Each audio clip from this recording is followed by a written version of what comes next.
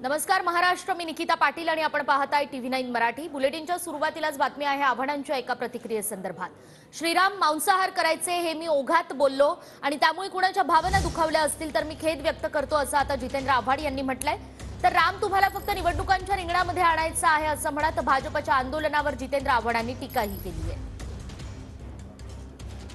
जितेंद्र आव्हाड यांचं हे वक्तव्य, राम हे मांसाहारी होते असं वक्तव्य जितेंद्र आव्हाड यांनी केलं आणि त्यानंतर भाजपचे कार्यकर्ते संपूर्ण राज्यभरामध्ये आक्रमक झालेत। मात्र माझ्या बोलण्यामुळे जर कुणाच्या भावना दुखावल्या असतील तर मी खेद व्यक्त करतो, कारण मी ते ओघात बोललो असं आव्हाड म्हणतायत। मी कुठलाही भाष्य अभ्यासाशिवाय केलेलं नाही,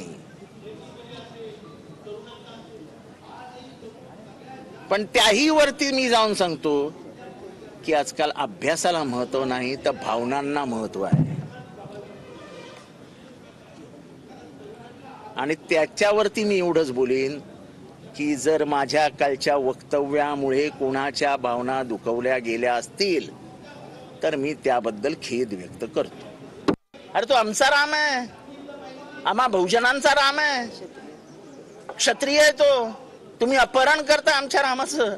तो आमचा मर्यादा पुरुषोत्तम राम आहे, शबरीचं बोरं खाणारा राम आहे, जातीपाती न म्हणणारा राम आहे। रामराज्य त्याचं कसं असावं तर सगळं जनता सुखी असावी असा राम आहे आणि तो राम आमच्या हृदयात आहे, आमच्या फक्त तोंडात नाही आहे। आणि राम राम राम जे करतायत त्यांना मला एक सांगावं असं वाटतं की तुमचा राम तुम्हाला बाजारात निवडणुकींसाठी आणायचा आहे, आमचा राम जन्मापासून आमच्या हृदयात आहे आणि तो हृदयातच राहील।